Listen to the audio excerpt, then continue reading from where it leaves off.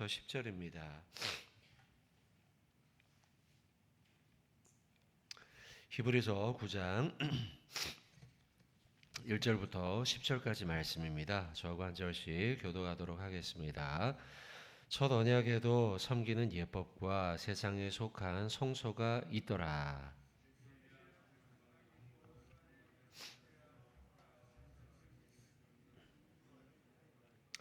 또 둘째 휘장 뒤에 있는 장막을 지성소라 일컫나니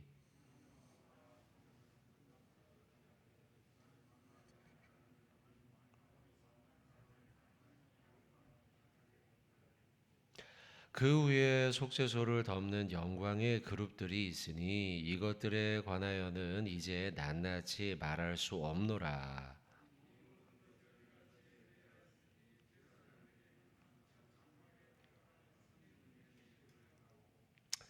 오직 둘째 장막은 대제사장이 홀로 1년에 한 번 들어가되 자기와 백성의 허물을 위하여 드리는 피 없이는 아니하나니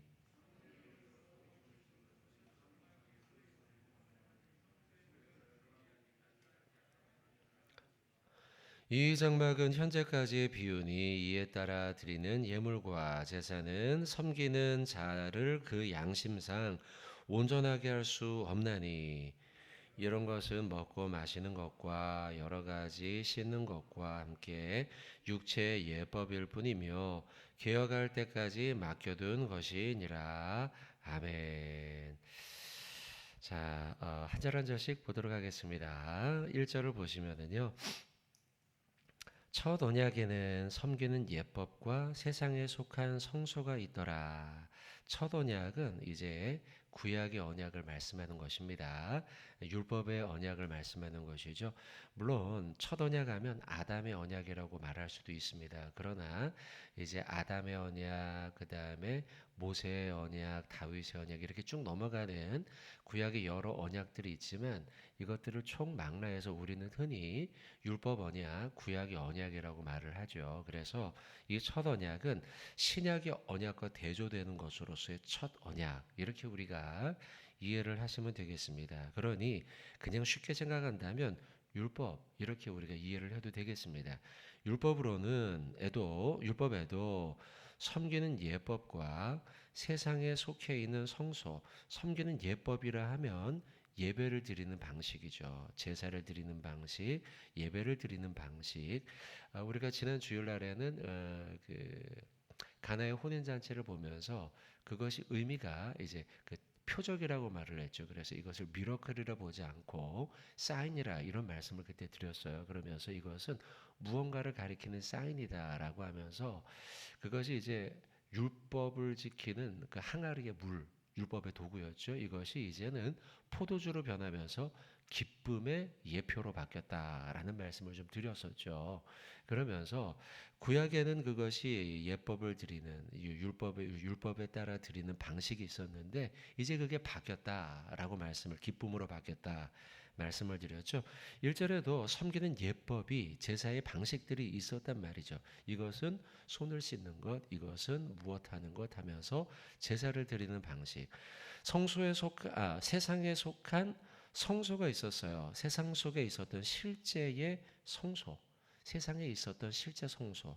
자, 그래서 2절부터 쭉 나오는 말씀은 성소와 지성소에 대한 설명입니다. 2절을 보시면 자, 2절. 예비한 첫 장막과 둘째 장막이 나와요. 근데 여기서 첫 장막은 바로 성소를 가리킵니다. 둘째는 지성소. 그러나 오늘 보면 8절에 나오는 8절 보세요. 성령이 이로써 보이신 것은 첫 장막. 여기서의 첫 장막과 같은 단어는 아닙니다. 물론 번역상 이렇게 해놨지만 그러나 의미는 달라요.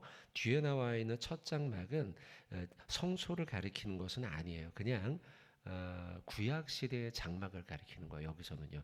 그러나 2절에 나와 있는 예비한 첫 장막은 아주 그 가운데서도 분명히 지목을 해서 성소를 가리키는 겁니다. 성소. 우리가 알고 있죠? 그 성소. 구약 시대 성막과 그 다음에 이방인의 뜰과 그 다음에 거기에 더 들어가면 제사를 드리는 제단, 그리고 제단에서 더 들어가면 성소, 거기서 더 들어가면 지성소, 요걸 가리키는 거예요. 그래서 2절에 예비한 첫 장막은 이 성막 가운데 특별히 탁 지정해서 성소를 말합니다. 성소. 2절 끝에도 나와 있죠.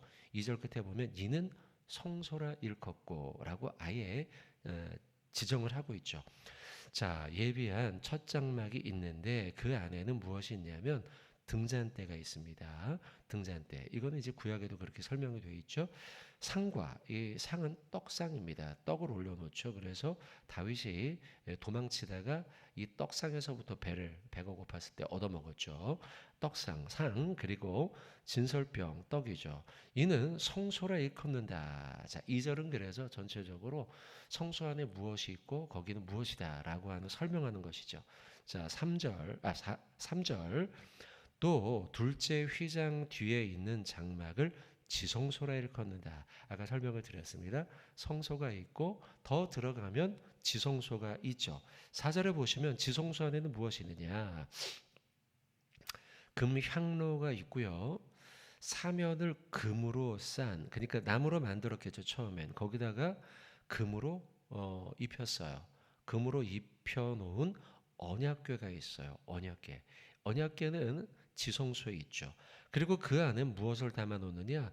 만나를 담아 놨단 말이죠. 만나를 담은 금항아리가 있어요. 자, 만나의 이름의 뜻이 뭔지 아시죠? 만나. 이게 뭐냐? 이거죠? 원래 만나의 이름이 처음 본 거여서 신기해가지고 사람들이 이게 뭐냐? 했다가 그게 이름이 된 거예요. 그래서 만나예요. 만나. 이게 맞나? 이거죠. 그래서 만나입니다. 자, 만나. 그 만나가 거기 안에 들어있고 또 뭐가 있습니까? 4절에 보니 아론의 쌍난 지팡이가 있고 언약의 돌판들 시내산에서 받아왔던 것들이 거기에 있죠. 자, 그리고 그 언약궤 위에 속죄소를 그 덮는 뚜껑이 있는데 그 위에 뭐가 있냐면 영광의 그룹들이 있어요. 그룹은 뭡니까?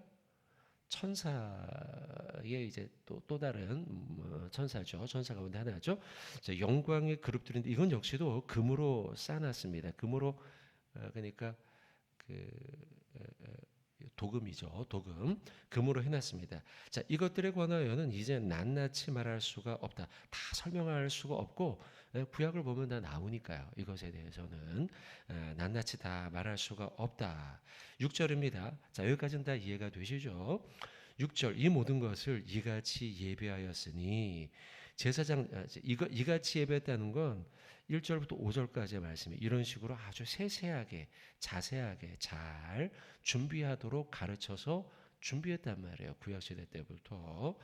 자, 예배하였으니 제사장들이 항상 첫 장막에 들어가 섬기는 예식을 행했다. 야, 여기서는 첫 장막은 2절에 나와 있는 첫 장막과 같은 의미입니다. 이 첫 장막은 성소죠. 성소에 들어가서 섬기는 예식을 행했습니다. 제사장들은 여기에 들어가서 섬기는 예식을 늘상 했어요. 이것이 제사장의 직무였어요. 제사를 드리기도 하고 기도를 하기도 하고 준비를 하기도 하고 또 여기서 떡상을 물리는 것을 관장하기도 하고 불이 꺼졌는지 불이 켜졌는지 보기도 하고 불이 꺼지지 않도록 늘 준비했단 말이죠. 이게 제사장의 직무였으니까요. 근데 7절에 보시면 오직 둘째 장막은 뭡니까? 첫 장막은 성소, 둘째 장막은 지성소죠. 오직 둘째 장막, 지성소는 대제사장만이 1년에 대제사장이라고 해놨지만 대제사장 밖에 못 들어갑니다. 대제사장만이 홀로 1년에 한 번 들어가요. 언제 들어갑니까? 대속죄일. 대속죄일은 요 시즌입니다. 요 시즌이에요. 지금이 무더운 요 시즌이에요. 요 여름이라고 대충 생각하시면 되겠습니다. 요 시즌에 1년에 한 번 들어가되 1년에 한 번 들어갑니다. 그때만. 자기와 백성의 허물을 위해서 드리는 피 없이는 들어갈 수가 없었어요. 그러니까 자신의 죄를 속죄하기 위해서. 대제사장도 속죄가 필요한 사람이니까요. 그래서 이제 예수님이 대단하신 거예요. 예수님은 대제사장이 되시면서 동시에 그분은 사람의 대제사장과 다르게 그분은 속죄가 필요 없는 분이에요. 스스로가 완전한 분이니까. 그러나 인간 대제사장 이 사람들은 사람이었기 때문에 자신의 죄도 속죄받아야 되죠. 또한 누구의 죄를 속죄합니까, 여러분? 나오는 바대로 이스라엘 백성들, 자기와 백성의 허물을 위하여 드리는 피 없이는 아니한다라는 것은 이 죄를 속죄받기 위해서 1년에 한 번 들어간다. 사사로이 들어갈 수 없다라는 것을 말씀하고 있는 거예요. 자, 여러분 여기서 한 가지 우리가 좀 6절과 7절에 있는 말씀을 가지고 한 가지 영적 교훈을 좀 얻기를 원하는 건 뭐냐면 지금 쭉 나와 있는 1절부터 쭉 나와 있는 이 7절까지의 말씀을 통해서 5절까지는 성막 구조에 대해서 설명했고요. 6절과 7절은 제사장의 사역이에요. 6절은 일반 제사장이고 7절은 대제사장의 사역을 설명하고 있죠. 여러분 이스라엘은 죄 씻는 일은 매우 중요한 일이에요. 출애굽 시대 때에도 이 사람들이 엄밀히 말하면 출애굽은 도망 나온 거잖아요. 출애굽이죠. 탈출하다 할 적에 출자예요. 그리고 애굽이다. 애굽으로부터의 탈출이에요. 그래서 영어로는 표기가 엑소더스예요. 탈출이라는 의미죠. 여러분 탈출하는 게 얼마나 급박한 일입니까? 굉장히 급박한 일이에요. 나올 적에요. 여러분 불난집에서 도망 나올 때 탈출할 때 어떻게 나옵니까? 막 재산을 막 아무거나 막 다 막 가져 나옵니까? 굉장히 중요한 것만 갖고 나오죠.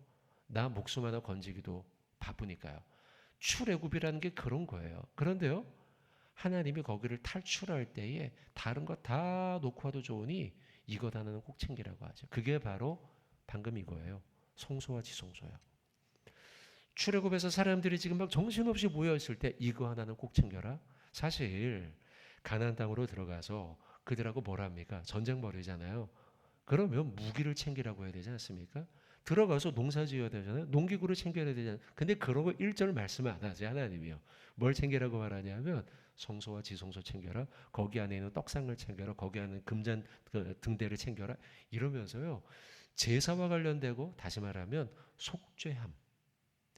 죄를 속하는 속량받는 도구를 챙기라는 거예요. 그러니 하나님이 이스라엘 백성에게 무엇을 가장 중요하게 여겼는가?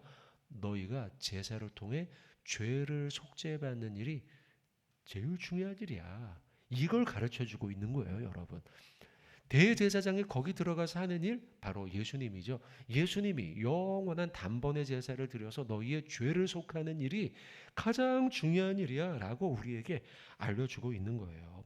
여러분 근데 이스라엘 백성들은 과거에도 그랬고 오늘 본문에도 그랬고 구약시대도 그랬고 지금도 그랬고 우리 인간들도 마찬가지죠.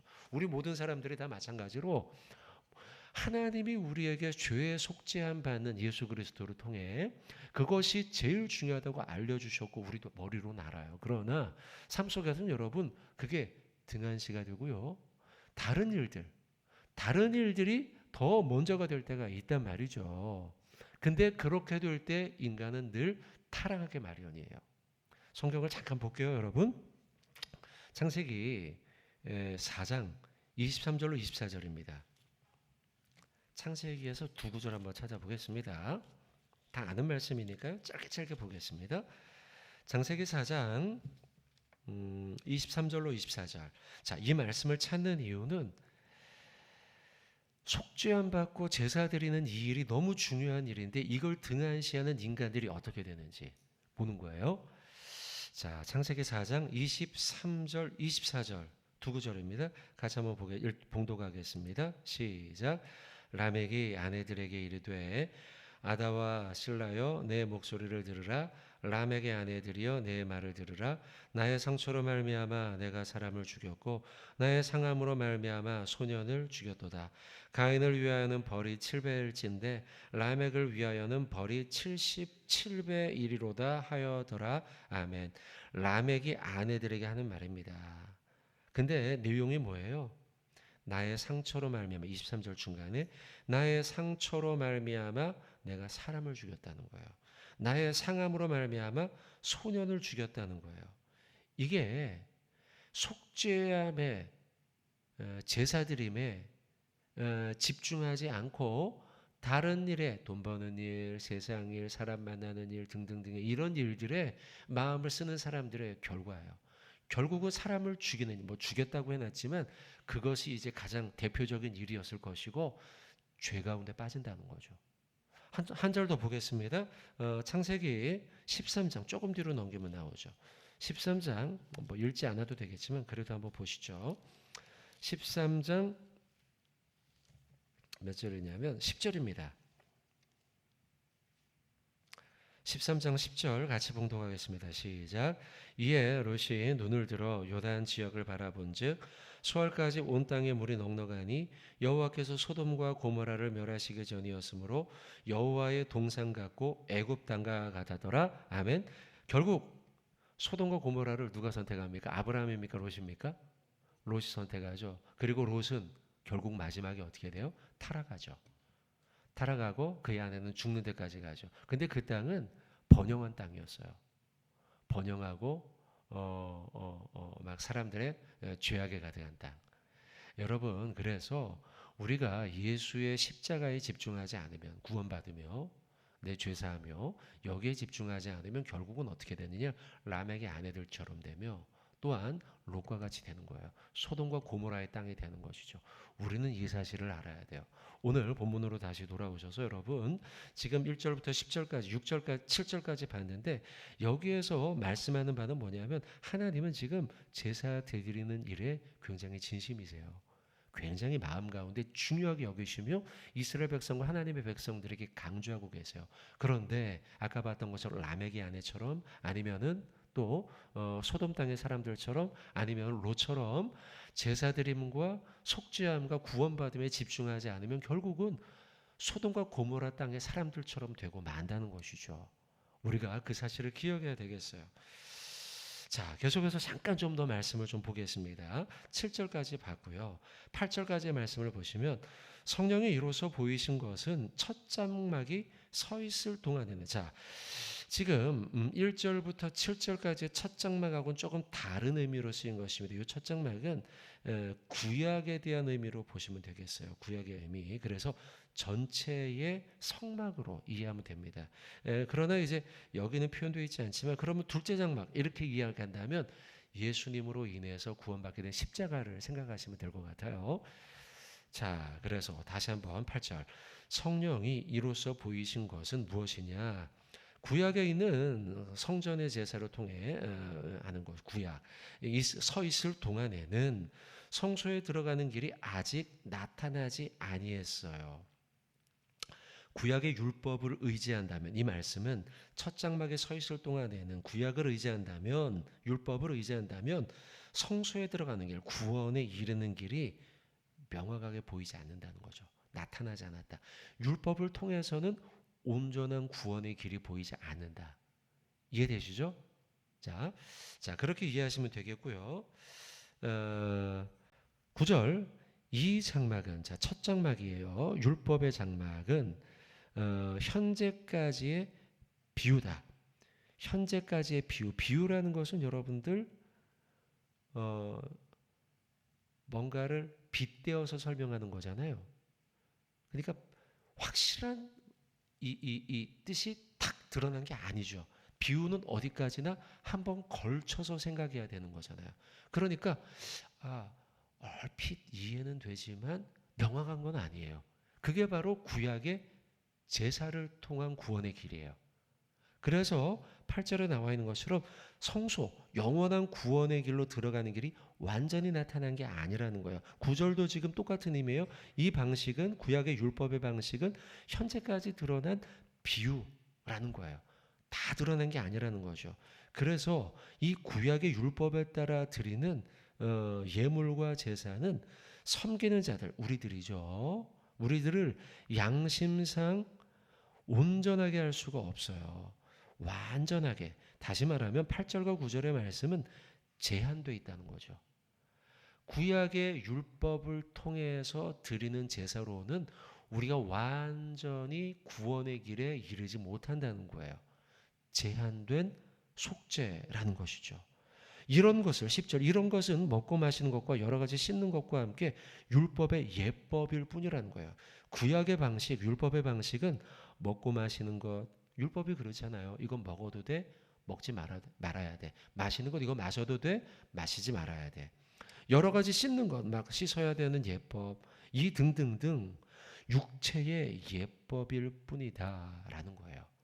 구약의 율법의 제사는 그런 거예요. 개혁할 때까지라는 것은 예수님께서 새롭게 바꾸시는 거죠. 그때까지 우리로 하여금 맡겨둔 것에 불과하다. 그러니 8절의 말씀 성소에 들어가는 길이 아직 나타나지 아니하였다라는 거예요. 반면 예수님의 방식은 어때요? 예수님의 방식은 제한된 속죄가 아니죠. 제한된 속죄가 아니라 완전한 속죄라는 것이죠. 구약의 방식은 제한된 접근이며 제한된 정결이며 제한된 속죄였지만 예수님을 통해서는 완전한 접근이며 완전하게 접근할 수 있어요. 완전하게 정결하게 우리를 만들고 완전하게 속죄하는 방식이라는 거예요. 그래서 신약의 성도는요, 구약의 가장 큰 자들, 다시 말하면 대제사장이죠. 1년에 한 번 들어갔던 사람. 근데 예수님을 통해서는 어떻게 해요? 우리가 1년에 한 번이 아니라 언제요? 지성소에 날마다, 언제나, 항상 제한된 접근이 아니에요. 완전한 접근이 언제나 들어가 접근할 수 있어요. 지성소요. 제한된 속죄가 아니에요. 왜냐하면 구약의 방식은 대속죄일에 한 번 속죄. 반면에 우리는 십자가를 의지하여 날마다. 할렐루야. 얼마나 기쁜 소식이에요. 이게 그래서 복된 소리예요. 가스펠, 굿뉴스라는 것이죠.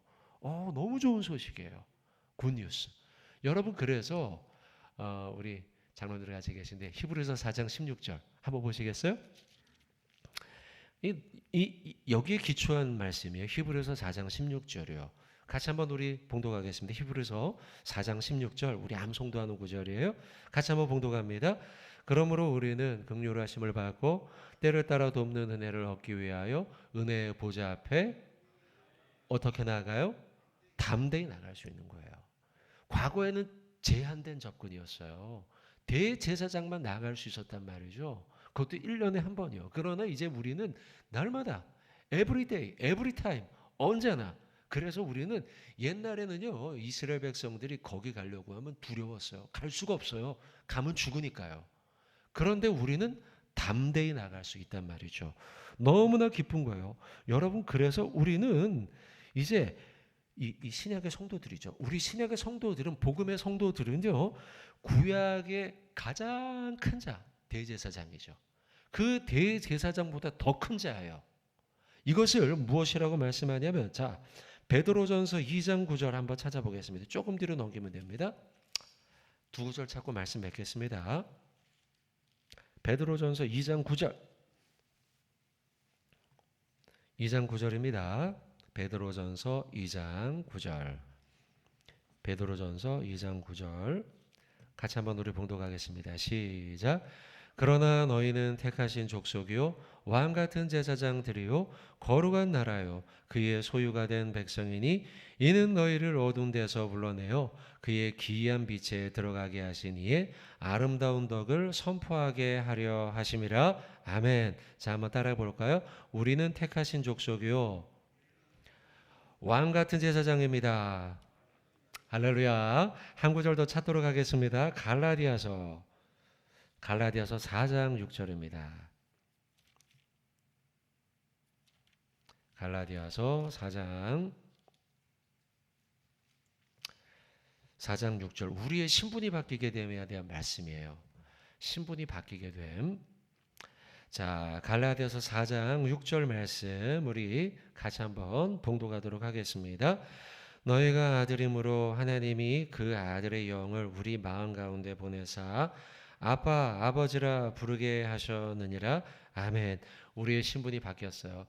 구약의 그 대단한 대제사장도 1년에 한 번밖에 못 들어가는데 우리는 아들이 되었어요.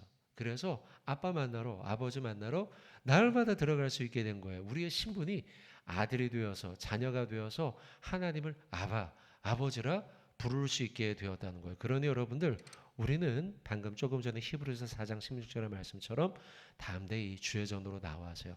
우리에게 특별한 권한이 생겼으니까요. 하나님을 아바, 아버지라고 오늘도 우리가 같이 기도할 때 하나님 아버지라고 부르고 그리고 우리는 왕 같은 제사장이 되었으니 택하신 백성이 되었으니 우리가 그렇게 기쁨으로 하나님 앞에 담대히 여러분이 가지고 나온 기도의 제목 아뢰는 이후의 기도 시간 되길 주님의 이름으로 축원드립니다. 함께 기도하도록 하겠습니다.